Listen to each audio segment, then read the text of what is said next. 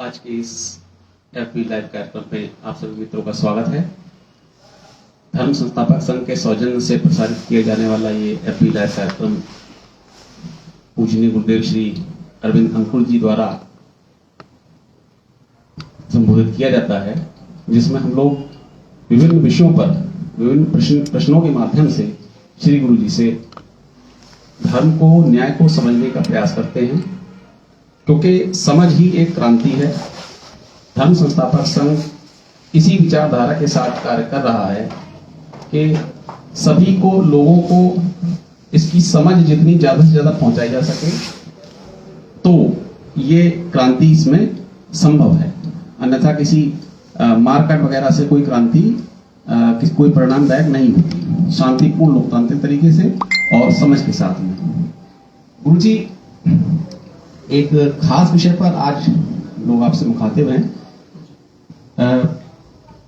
सम्यक जी ने प्रश्न किया है रेपो रेट के संबंध में। पिछले 10 महीनों में लगातार, पिछले 90 दिनों में लगातार 10 बार आरबीआई ने रेपो रेट बढ़ाया है जी। और रेपो रेट बढ़ाने के पीछे जो तर्क दिया जाता है वो एक खास तर्क है कि महंगाई को कंट्रोल करने के लिए। अब जितना हम लोगों ने आपसे समझा है उस हिसाब से, क्योंकि पूंजी एक उत्पादन का साधन स्वयं है, तो रेपो रेट बढ़ने से पूंजी महंगी होगी, तो इससे महंगाई कैसे काबू होगी ये थोड़ा सा समझ में हम लोगों को नहीं आता है। तो हम लोग ये आपसे आज इस एफबी लाइव कार्यक्रम में जानना चाहते हैं कि रेपो रेट वास्तव में है क्या, इसका औचित्य क्या है, इसको क्यों बढ़ाया और घटाया जाता है, और आखिर इसको बढ़ाए घटाए जाने का आधार क्या है, क्या नैतिक आधार क्या है, सैद्धांतिक आधार क्या है इसको बढ़ाए या घटाए जाने का, क्या इसको बढ़ाया घटाया जाना चाहिए, या मतलब इस पे थोड़ा सा ये जो मौद्रिक नीति का ये अंग है रेपो रेट से संबंधित, इस पे हम थोड़ा आज आपसे जानना चाहते हैं। जरूर। इस समय मौद्रिक नीति चर्चा का विषय बनी हुई है और अभी टेलीविजन के माध्यम से भी इस पे न्यूज चैनल्स काफी चर्चा कर रहे हैं। रेपो रेट एक बहुत बड़ा विषय इस समय चर्चा का बना हुआ है मीडिया में। जो इसमें आपने पूछा कि इसका वास्तव में नैतिक आधार क्या है, ये लगाया क्यों जाता है रेपो रेट, तो पहले इसे थोड़ा समझना जरूरी है। मौद्रिक नीति को जाने बिना ठीक से समझा नहीं जा सकता है। मुद्रा वास्तव में होती क्या है, इसे समझ लें तो ये रेपो रेट को समझ पाएंगे। मुद्रा की जरूरत आदमी को तब पड़ी जब आर्थिक लेन देन में बाजार की क्रियाओं की आवश्यकता पड़ी। बाजार का अभिप्राय किसी भी क्रय विक्रय से। बाजार में आपको कोई भी चीज अगर खरीदनी है तो आप उसके बदले में क्या देंगे, कोई आपको कोई वस्तु क्यों दे। आप अगर नमक भी खरीदना चाहते हैं तो नमक का जो प्रोड्यूसर है, उसका जो उत्पादक है, वो आपको नमक क्यों दे। चीनी का उत्पादक आपको चीनी क्यों दे, आलू का उत्पादक आपको आलू क्यों दे, गेहूं का उत्पादक आपको गेहूं क्यों दे, कपड़ों का उत्पादन करने वाला आपको कपड़े क्यों दे। किस आधार पे आप इसको जस्टिफाई करेंगे।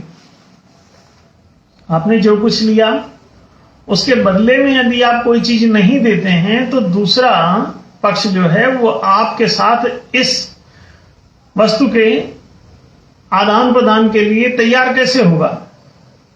किसी भी वस्तु का लेन देन या विनिमय या क्रय विक्रय आप जब भी करेंगे तो एक पक्षीय हस्तांतरण बाजार में संभव नहीं है। कि कोई आपको एक तरफ से सब चीजें देता जाए और बदले में आपसे कोई चीज ना मांगे, तो वो जो उत्पादन कर रहा है उसका उत्पादन ही रुक जाएगा, क्योंकि उसने जो उत्पादन किया उसमें जो लागत आई वो उसकी रिकवर ही नहीं होगी, तो फिर उसका धंधा बंद हो जाएगा। बाजार में एक सामाजिक प्रक्रिया चलती है। सामाजिक वो जो क्रिया है वो इसलिए जरूरत पड़ती है क्योंकि आप जंगली जीवन नहीं जी सकते कि अपनी जरूरत की सभी चीजें आप अपने आप से अर्जित कर लेंगे, अपनी क्षमताओं से अर्जित कर लेंगे, ये संभव नहीं है। मानवीय आवश्यकताएं ज्यादा व्यापक हैं। पशु पक्षी केवल चुगते हैं, मनुष्य केवल खाने पीने तक सीमित नहीं है, और खाने पीने में भी केवल पेट भरने की बात तक सीमित नहीं है, इसकी उससे ऊंचे दर्जे की आवश्यकताएं हैं। तो कोई चीज केवल खाना खा के, पत्ते चबा के, पेड़ चबा के, गिरे हुए फल खा के आप जीवित नहीं रह सकते हैं। और उसमें भी अगर इस तरह से गिरा हुआ उठा के खाने की बात आएगी तो उसमें छीन झपट भी मचेगी। तो इस छीना झपटी में आप पशुवत लड़ने में बिजी हो जाएंगे, बहुत मारकाट मच जाएगी।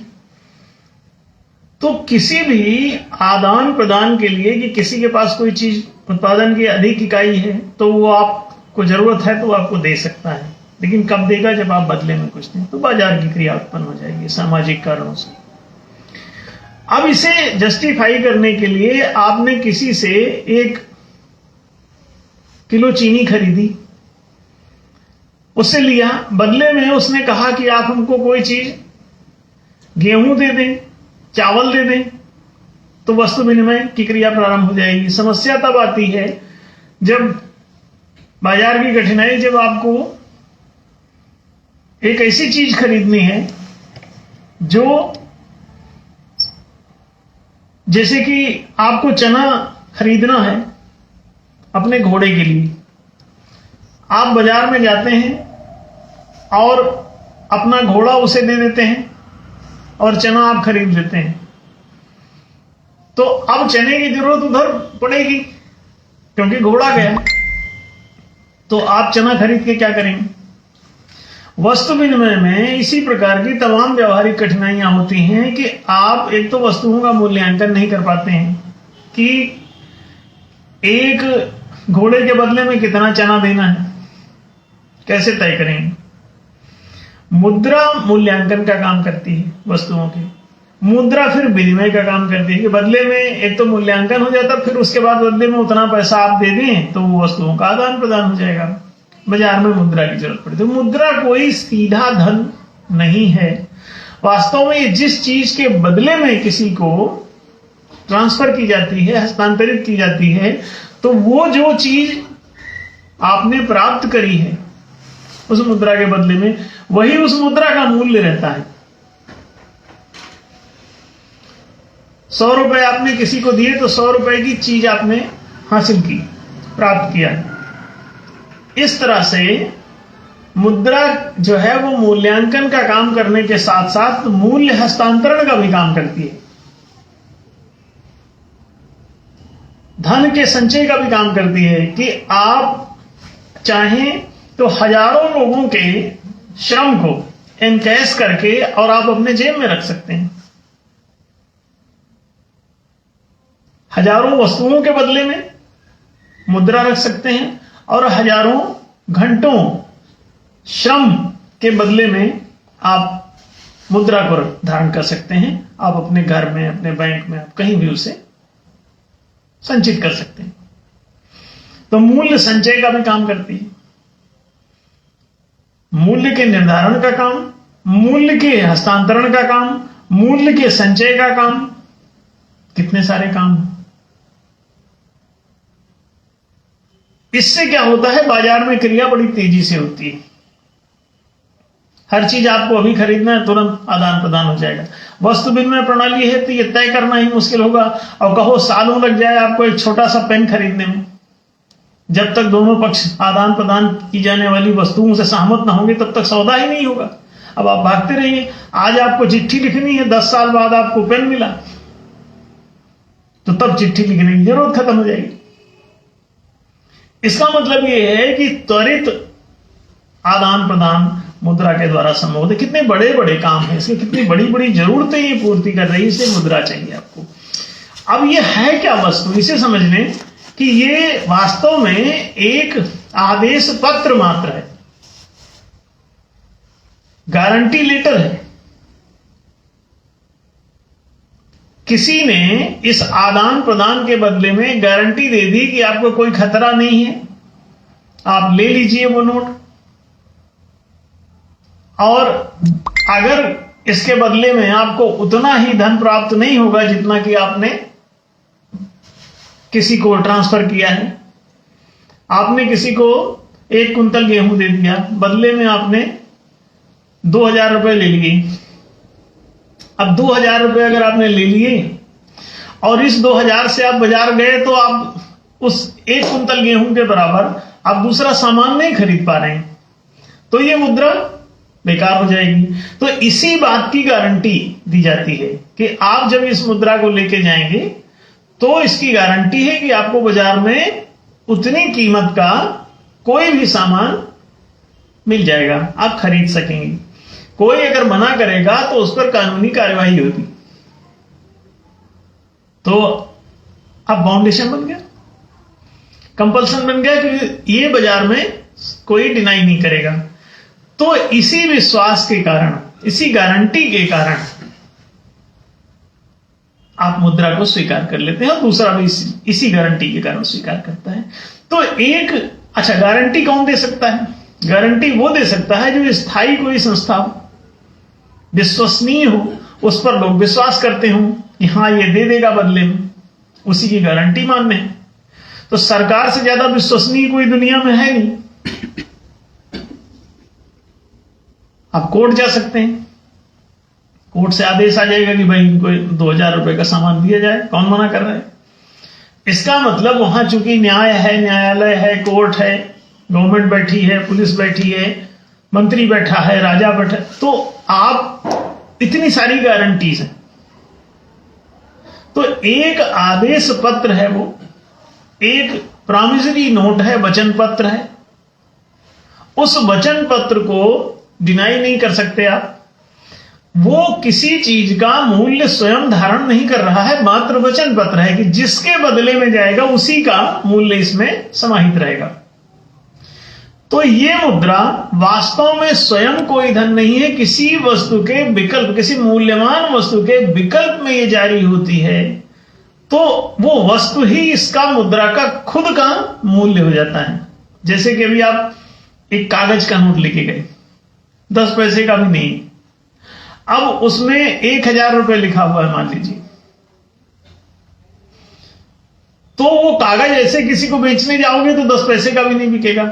लेकिन 1000 रुपए का उसमें लिखा हुआ है वचन पत्र, आई प्रॉमिस टू पे ए सम ऑफ रुपीज इतना इतना to the bearer of this note, नीचे गवर्नर के हस्ताक्षर, आरबीआई गवर्नर।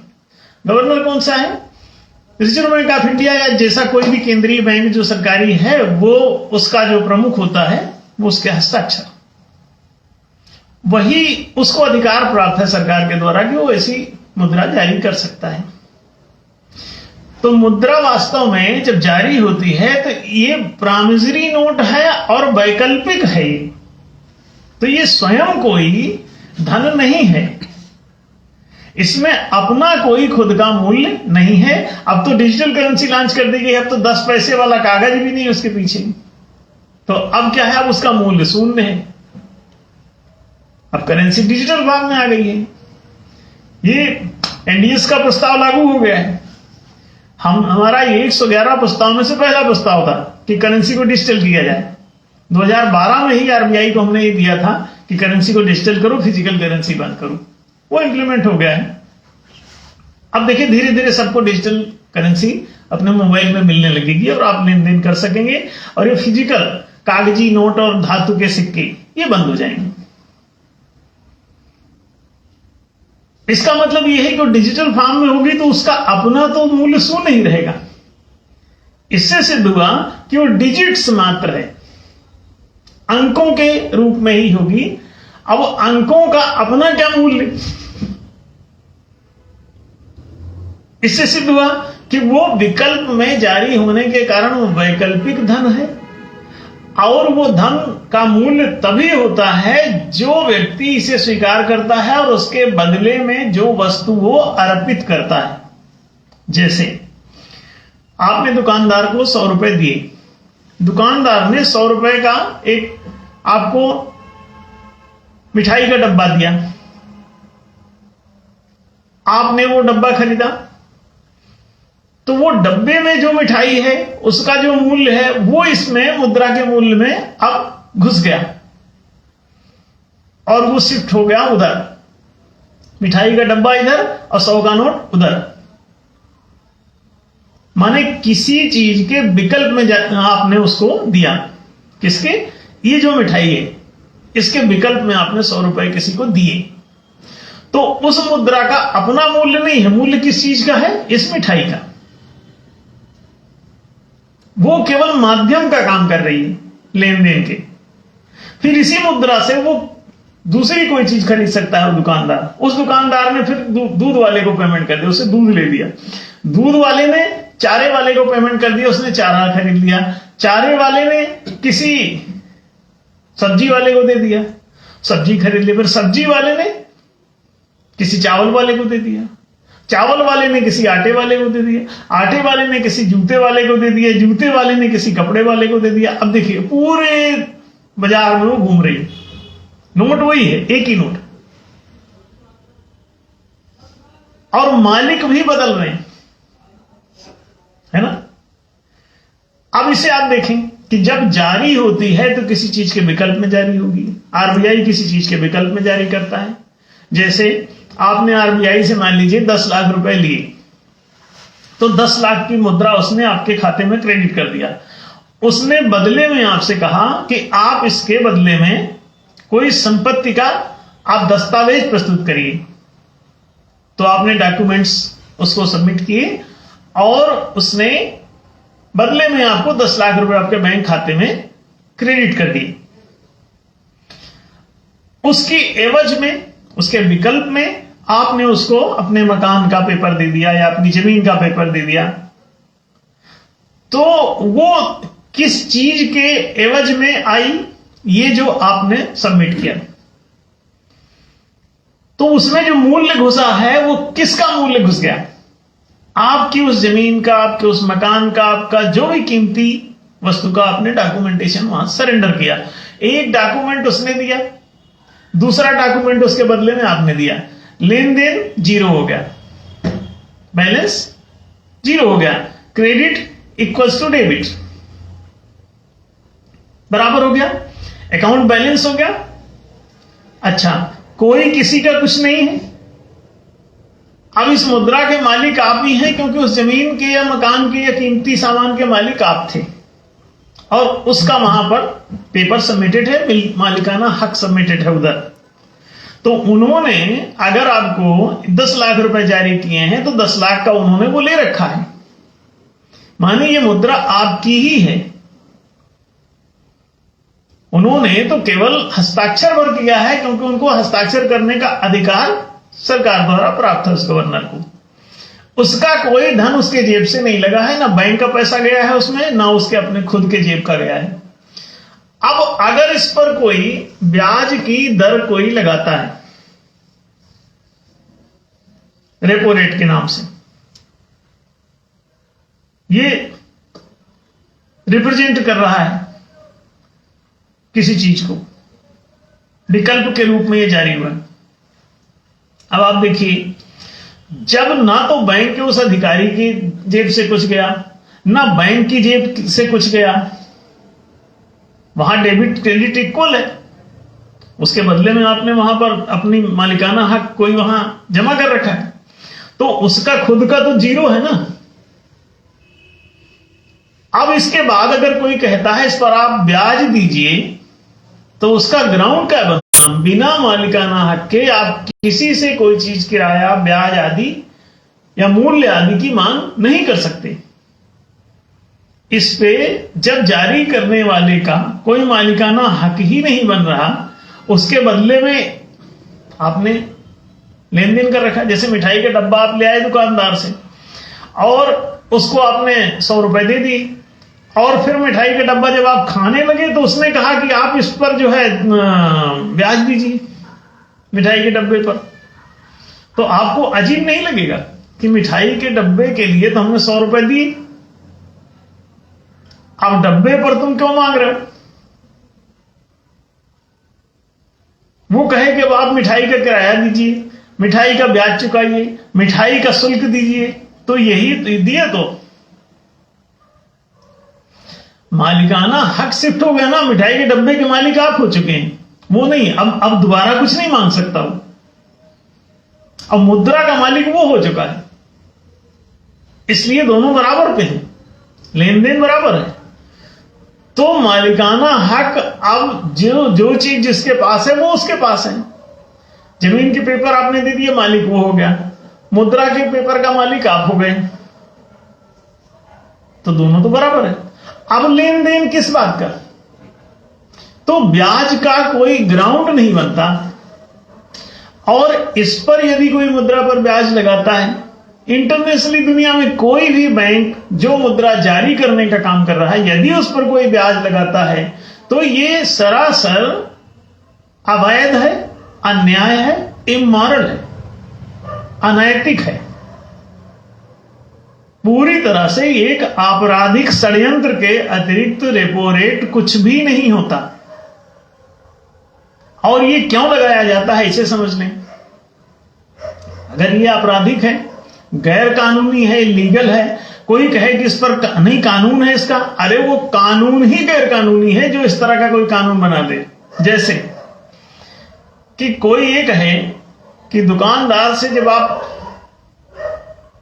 मिठाई खरीद लें तो घर ले जाने पर जितने बार आप मिठाई को देखेंगे उतने बार आपको 10 रुपए बढ़ जाएगा, 10 रुपए जमा करना पड़ेगा।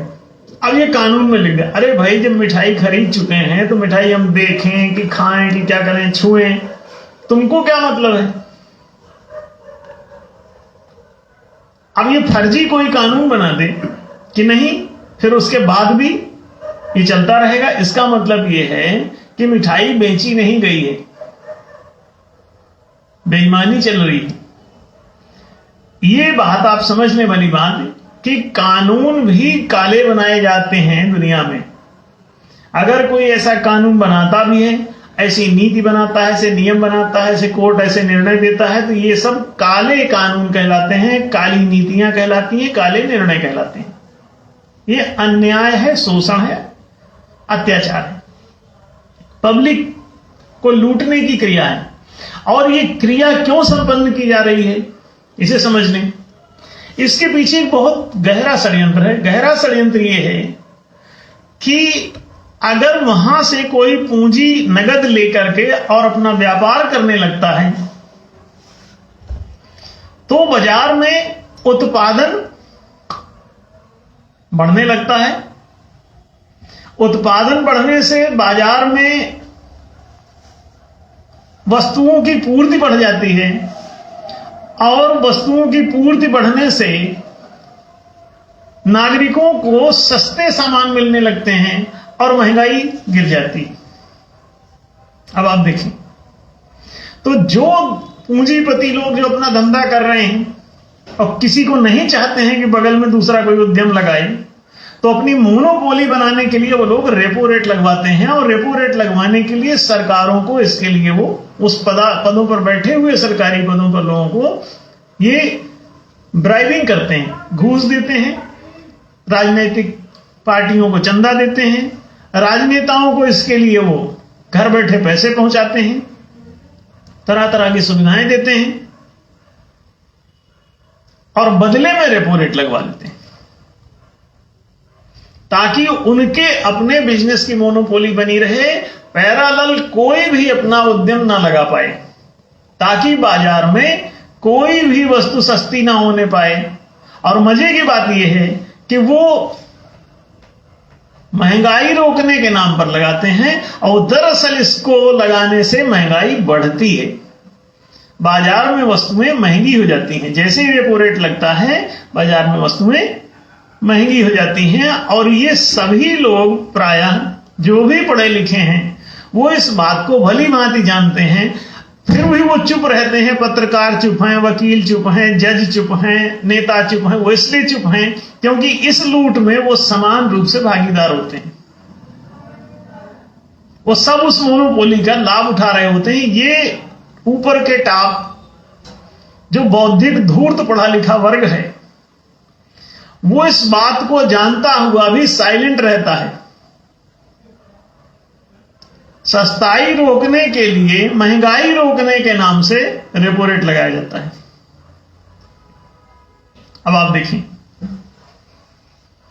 कितनी धूर्तता है, कितनी ठगी है इसमें। और इस बात को हम पिछले 32 सालों से तो समाज में ही बोल रहे हैं। जानते तो हम भी से बचपन से ही, हमने बचपन से इकोनॉमिक्स पढ़ा। दूसरे जो पढ़ लिख लेते हैं वो बेईमान होने के कारण साइलेंट रहते हैं, क्योंकि वो सब के सब कहीं ना कहीं बिना श्रम किए दूसरे श्रमिकों का शोषण करने के द्वारा अपने बैंक में बैलेंस बढ़ा रहे होते हैं। इसलिए वो चुप रहते हैं। आपके फर्जी आय का स्रोत इस रेपो रेट से तैयार होता है।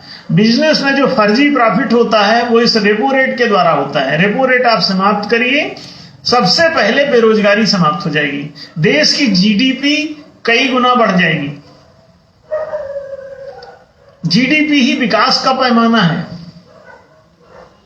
जब बाजार में उत्पादन बढ़ेगा, जनता को फर्जी जो रेटिंग्स हैं ये गिर जाएंगी, तो सस्ती दरों पर हर चीज मिलने लगेगी। जब उत्पादक बढ़ जाएंगे, उद्यम अधिक लग जाएंगे, तो हर चीज का उत्पादन बढ़ेगा। पूर्ति बढ़ने से अपने आप मूल्य नीचे गिरेंगे, प्रॉफिट रेशियो कम होगा, लेकिन लोग जितना श्रम करेंगे उतने तक उत्पादन करने के लिए तब भी तैयार रहेंगे जितने में उनका घर चल सके। तो फर्जी प्रॉफिटिंग बंद हो जाएगी, फर्जी प्रॉफिट मेकिंग बंद हो जाएगी, और जो पूंजी पर फर्जी लाभ हो रहे हैं वो अपने आप रुक जाएंगे।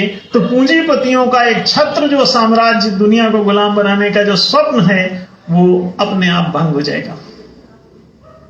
रेपो रेट समाप्त होते ही पूरी दुनिया में बेरोजगारी, गरीबी, महंगाई, भूखमरी, तबाही स्वतः शांत हो जाएगी। वो लोग, कांग्रेस ने नारा दिया था 69 में, 1969-70 के आसपास, गरीबी हटाओ। हम लोग छोटे थे, जब स्कूल जाना शुरू किए तो दिखा कि हां वहां पे गरीबी हटाओ नारा लिखा हुआ है, कहीं दीवारों पे लिखा रहता। तो हमने पता किया कि ये गरीबी हटाओ क्या होता है। तो हमारी मदर ने बताया कि गरीबी हटाओ माने होता है ये जो लोग गरीब हैं, जिनको खाना नहीं मिल रहा, कपड़ा नहीं मिल रहा, साबुन नहीं मिल रहा, बड़ी हालत खराब है, उनकी स्थिति अच्छी हो जाए, इसी को गरीबी हटाओ कहते हैं। तो हमने कहा तो इसे हटा क्यों नहीं देते? तो उन्होंने बताया कि इसको उन्हीं लोगों ने लिखवाया है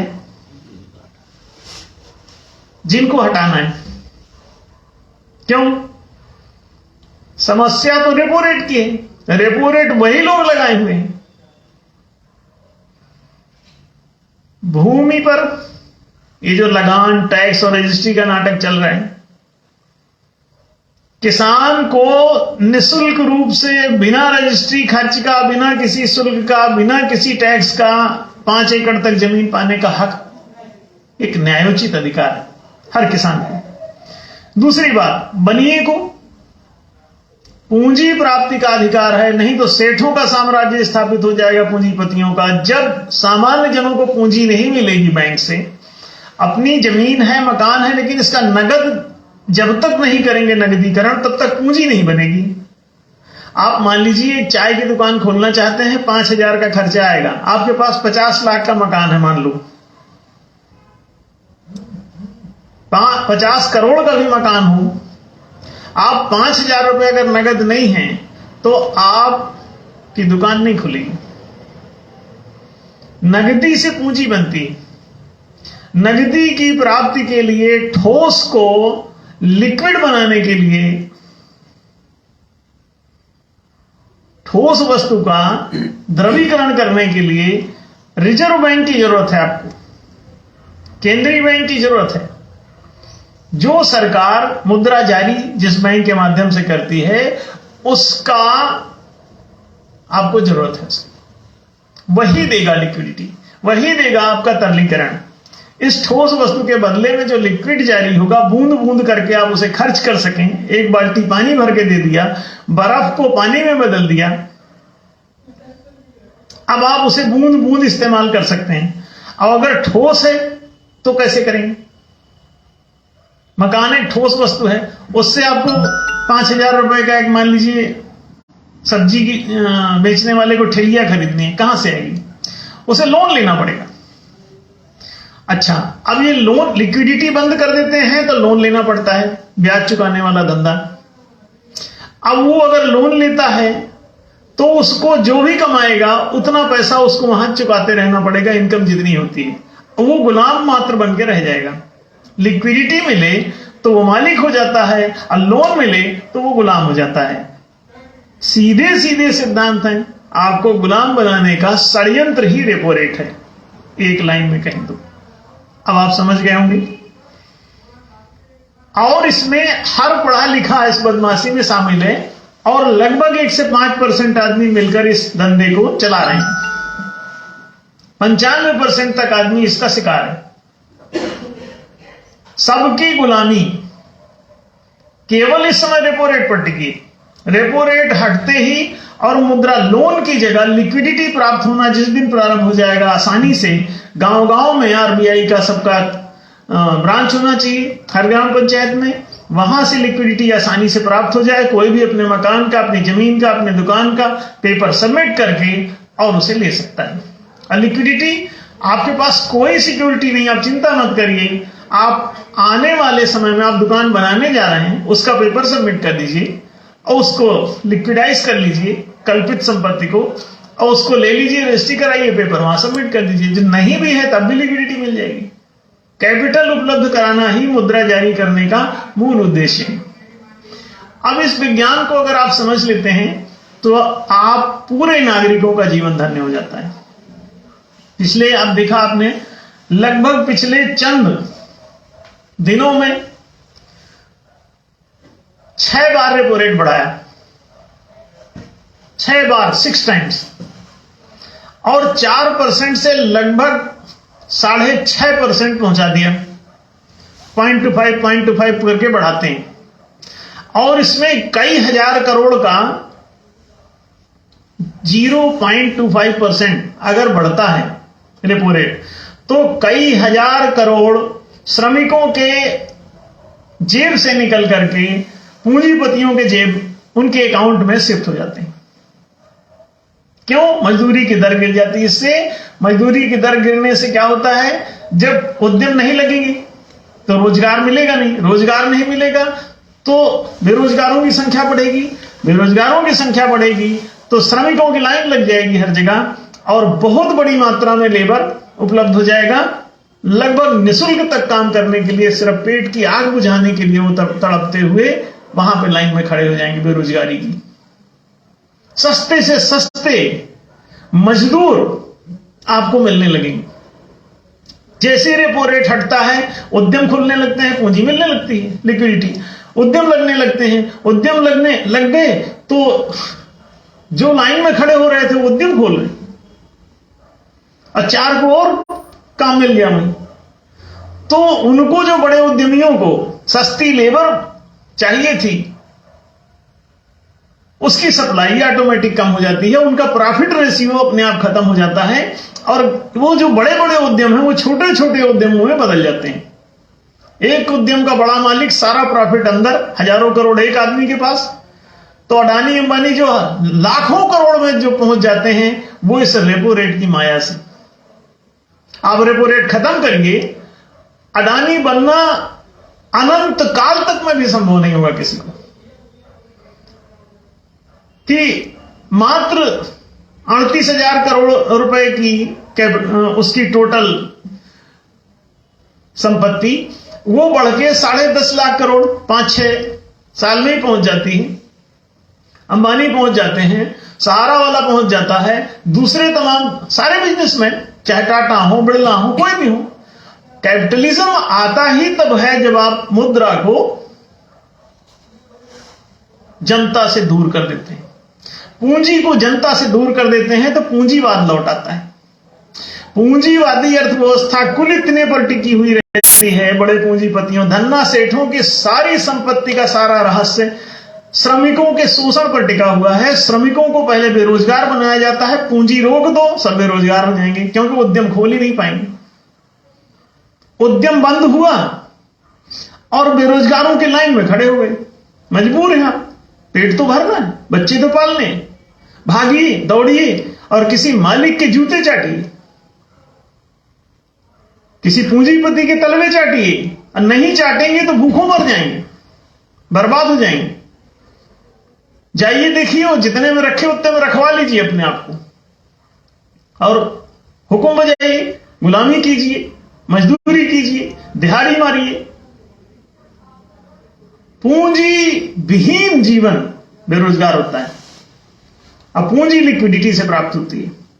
लिक्विडिटी देते हैं तो सबसे पहले अपना ठोक दिया उस पर 6%, 7%, 8%, ये ज्यादा से ज्यादा 10% लगा सकते हैं। अगर 10% से ऊपर जाएंगे तो 1 रुपया भी मजदूरों की जेब में नहीं जाएगा, सब भूखों मरेंगे, एक एक दिन भर काम करेंगे और रोटी मांग के खाएंगे। जितना लेबर क्लास है आज भी भूखमरा है, सारा दिन मेहनत करता है, रेपो रेट लगा है तो उसके पास पैसा ही नहीं जाता।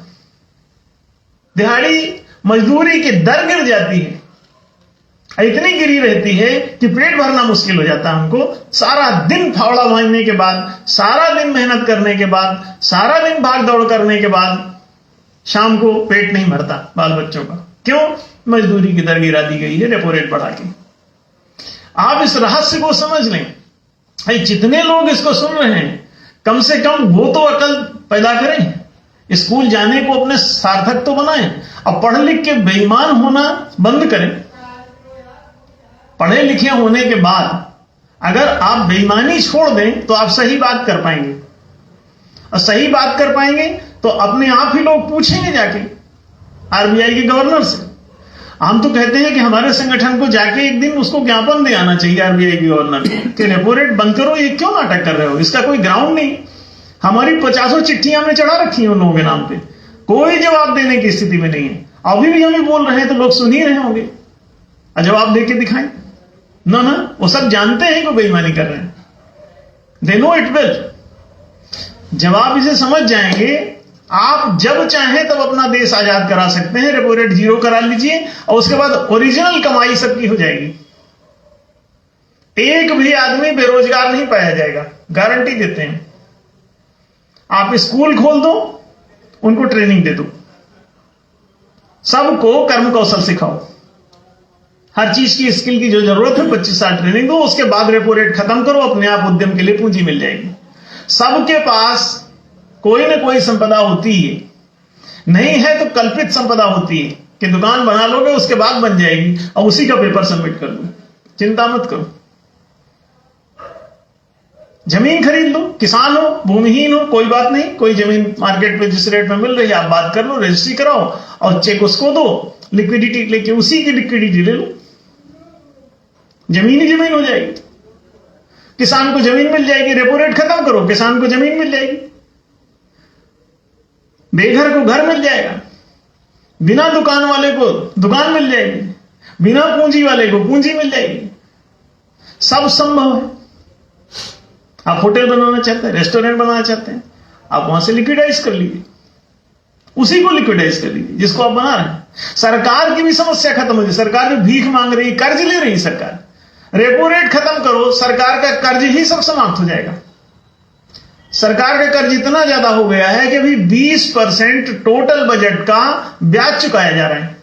अभी बजट प्रस्तुत हुआ है, पता करिए, पढ़िए। एक धोखा है पूरा। वो बड़े लोग फर्जी सरकार के नाम पे भी कर्जा चढ़ा देते हैं और उसके बदले में सारा बजट पी जाते हैं। 45 लाख करोड़ में से 20% तो जाना है ब्याज का चुकाने के लिए। कहां से देश तरक्की करेगा?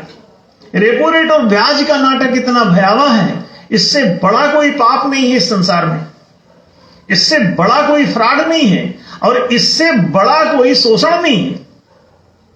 सारे शोषणों का आधार ही वहीं पर टिका हुआ है। इसलिए सरकार हथियाई जाती है, मौद्रिक नीति हथियाई जाती है, वहां पर कैप्चर किया जाता है और कैप्चर करके सारे जितने भी ऐसे चालाक लोग हैं वो वहां पर अपनी संपत्तियों का अनावश्यक, आपको फर्जी मकानों पर किराया, फर्जी आपको दुकानों का किराया, फर्जी संपत्तियों पर किराया, फर्जी जमीनों का किराया, फर्जी आपकी सभी चीजों का किराया और पूंजी पर किराया या ब्याज, ये सब जो प्राप्त हो रहा है वो सिर्फ इसी वजह से प्राप्त हो रहा है। इवन ये जो शेयर मार्केट है सारा, वो इसी बेईमानी की देन है। शेयर मार्केट तत्काल समाप्त हो जाएगा। शेयर मार्केट नाम की कोई चीज नहीं होगी। लोग पूंजी लेंगे और अपना उद्यम खुद खोलेंगे, किसी बड़ी बड़ी कंपनी का शेयर खरीदेंगे क्यों? घर बैठे प्रॉफिट ले रहे हैं। आप अपना दुकान खुद खोलिए, उस पर बैठिए, चाय बनाइए, बेचिए। शेयर खरीद के कहां बैठे? पूंजी इन्वेस्ट कीजिए, दूसरों को मुर्गा बनाना छोड़िए। तो अगर आप इसका रहस्य समझ जाएंगे रेपो रेट का, तो ये जो 6 बार बढ़ाया गया है, भारत की सारी अर्थव्यवस्था है ये, और चीन की सारी अर्थव्यवस्था तभी उठी जबकि इनका रेपो रेट गिराया गया। आज भी चीन का रेपो रेट डाउन है, इसीलिए चीन इतने पिछले 20 साल में रेपो रेट खत्म करने के कारण ही चीन ऊपर उठा है। पूरी स्टडी कर लीजिए, उसका आर्थिक इतिहास देख लीजिए। भूखों मरता था चीन, रेपो रेट हटाते ही जंप कर गया। अटल जी के टाइम पर पहली बार यहां रेपो रेट गिराया गया, ठीक से वो बढ़ गया। और उन्होंने नहीं गिराया था तो इंटरनेशनल एक तमाशा मचा हुआ था, उस वजह से पूरी दुनिया में ही गिरा था। सारी अर्थव्यवस्थाएं बूस्ट करी। भारत की आर्थिक स्थिति की ऊंचाई रेपो रेट गिरा के ही अभी तक पहुंची है, और फिर रेपो रेट बढ़ा के वहीं पहुंचाया जा रहा है जहां आप भूखों मर सकें, और जहां पर आप भूखों मरते थे पहले। भारतीय अर्थव्यवस्था 8.5% तक रेपो रेट लगा दिया था, जिसमें आप ये समझिए 8.5% लगा देने पर 85% मजदूरी दर समाप्त हो जाती है। 85%, 100 रुपए में 85 रुपए तक खत्म हो जाएंगे आपके, मात्र 15 रुपए बचेंगे 100 रुपए की जगह, अगर आपने रेपो रेट 8.5% कर दिया। तो अभी भी अगर ये 6.5% पहुंच गई है आज की डेट पे, तो आप ये समझिए कि 100 में से 65 रुपए आपके गायब हो रहे हैं श्रमिकों के। मजदूरी की दर इतनी गिर जाती है। सावधान रहें, पूरा देश षड्यंत्र का शिकार है, और दुनिया के वही राष्ट्र केवल तरक्की किए हैं, आर्थिक विकास को प्राप्त हुए हैं, जिन लोगों की रेपो रेट नीचे गिरी है। आप पूरे इतिहास में गूगल करके पढ़िए, देखिए, ढूंढिए, आप हतप्रभ रह जाएंगे। आर्थिक विकास कोई करता नहीं है, रेपो रेट हटाइए, आर्थिक विकास खुद हो जाता है। आप स्कूल खोल दीजिए, ईमानदार bank, education to all and employment to all, या monetary capital to all. Education to all, सबको पहले ज्ञान गुण दे दीजिए और फिर मौद्रिक पूंजी दे दीजिए, बस सब विकसित हो जाएंगे। एक भी ना कोई अनपढ़ रहेगा, ना गंवार रहेगा, ना गरीब रहेगा, ना बेरोजगार रहेगा। स्कूल और बैंक दो शुद्ध कीजिए। इन दोनों की शुद्धि के लिए चाहे जो करना पड़े करिए, न्यायधर्म सभा ज्वाइन कीजिए, और नहीं करते हो तो अनादिकाल से दुख भोग रहे हो, अनंत काल तक दुख भोगोगे, गुलामी भोगोगे, किस्मत पर 10 नंबरी छपा रहेगा। ना गुलामी टूटेगी, आंदोलन कर करके थक जाओगे।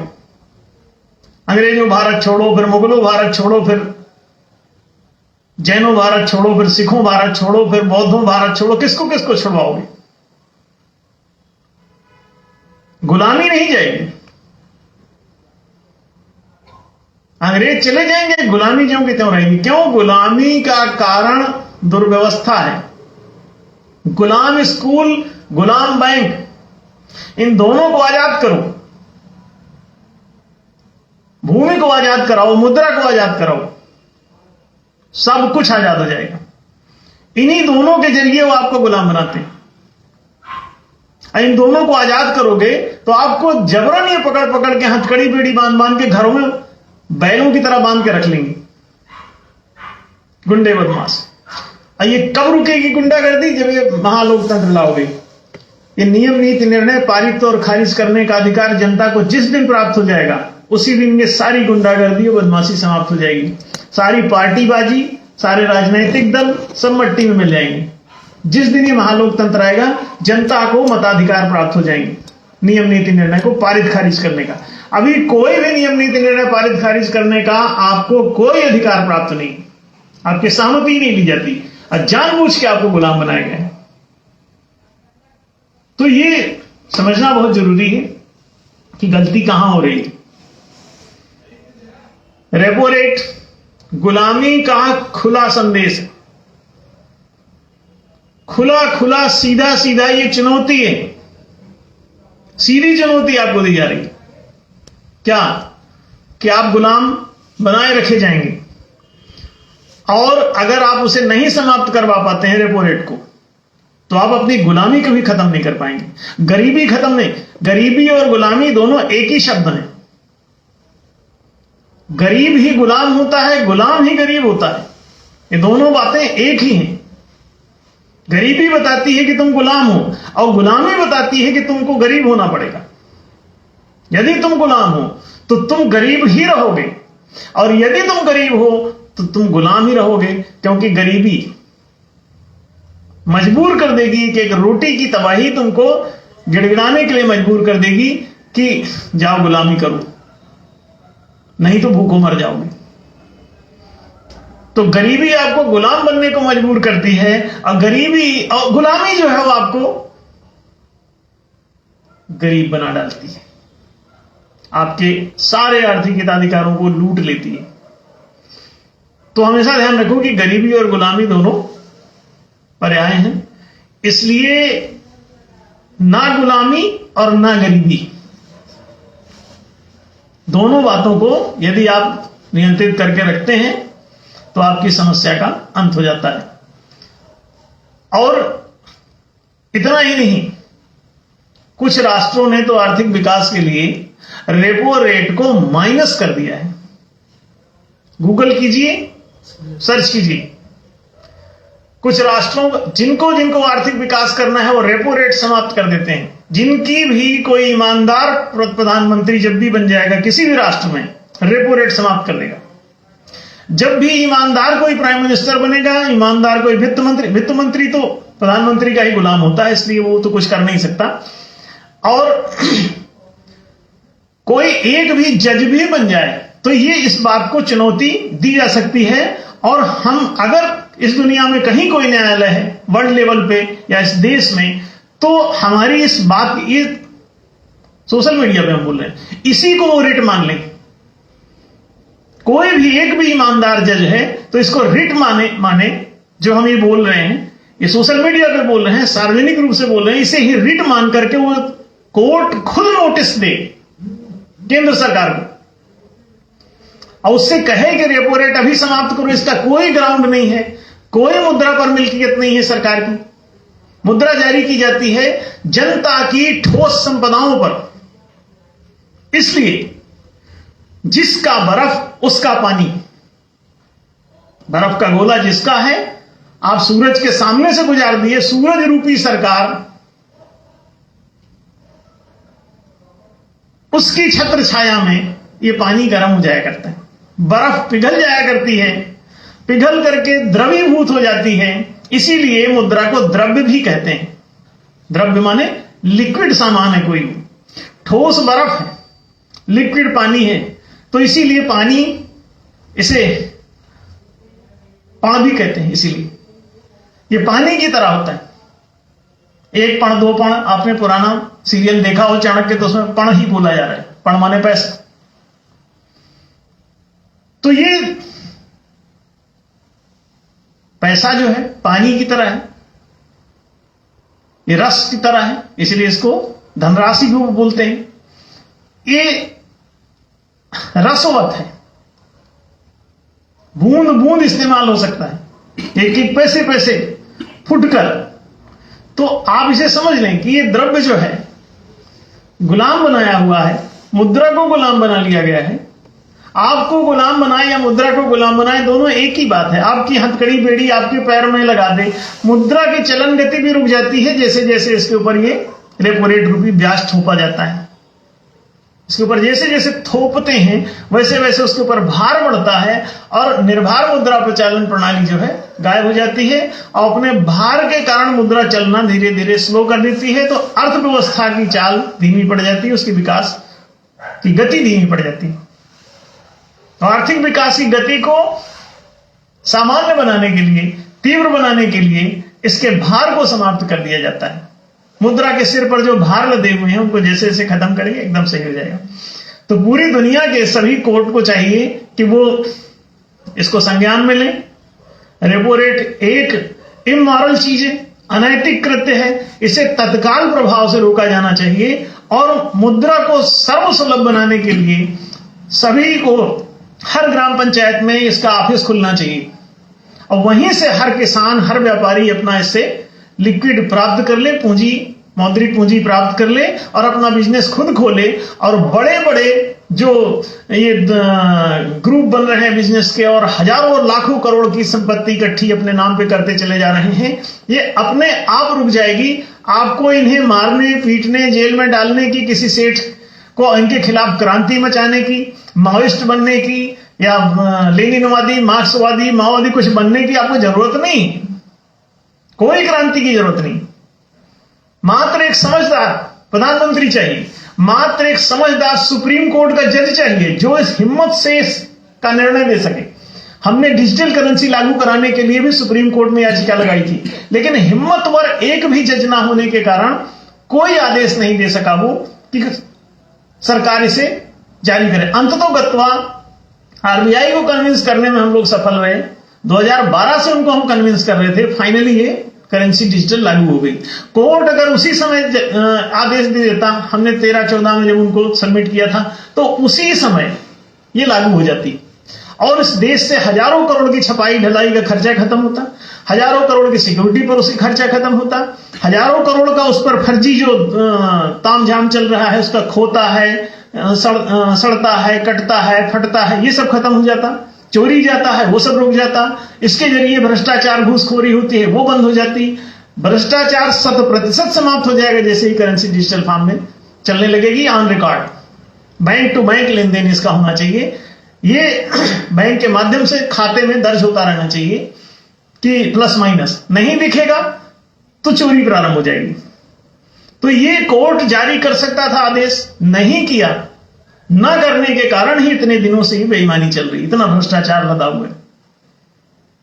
तो ये सब संभव है और अगर इसे संज्ञान में ले तो इस मौद्रिक भ्रष्टाचार को, मौद्रिक शोषण की इस नीति को समाप्त कर सकती है कोई भी कोर्ट। सुप्रीम कोर्ट इसे संज्ञान में लेके आदेश दे सकता है। जरूरी नहीं है कि हमारा ही देश थोड़ी ना है, आप सबका भी है, उस जज का भी है ये देश। और उस जज के अंडर में इतने लोगों के साथ अन्याय हो रहा है और न्यायालय चुपचाप देख रहा है। ये कैसा न्यायालय है? इतना अन्याय होता हुआ देख के कोर्ट चुप है। एक को शिक्षा दी जाती है, दूसरे नागरिक को नहीं। एक को रोजगार दिया जाता है, दूसरे को नहीं। खुलेआम आर्थिक शोषण चल रहा है, मौद्रिक शोषण चल रहा है और रेपो रेट लग रहा है।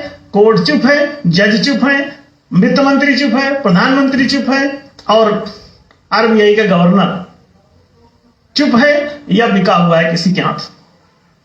तो ये जो पूरी सिस्टम है ये कितनी खतरनाक है, आप इसे देख लीजिए।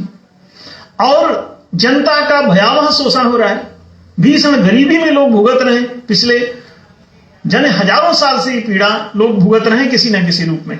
कभी उनको प्रत्यक्ष रूप से हथकड़ी बेड़ी बांध ली गई है, कभी जमीनों को कैप्चर करके उन्हें गुलाम बना लिया गया है, कभी उनको मुद्रा पर रेपो रेट लगा के और मुद्रा को कैप्चर करके उनको दुर्लभ बना के उनके लिए और गुलाम बना लिया गया है। पूंजी ही नहीं उपलब्ध है तो उद्यम कहां से लगेंगे? उद्यम नहीं है तो जाहिर है बेरोजगारी बढ़ेगी, बेरोजगारी बढ़ेगी तो मजदूरी की दर गिर जाएगी, मजदूरी की दर गिर जाएगी तो सेठों का प्रॉफिट रेशियो हर धंधे में बढ़ जाएगा और वो हजारों करोड़ के मालिक बनते रहेंगे। तो इस पूरे सिस्टम को समझ लें और आशा है कि ये बात साफ हुई होगी रेपो रेट की, और इस विषय में और कुछ कहना चाहें तो रख सकते हैं।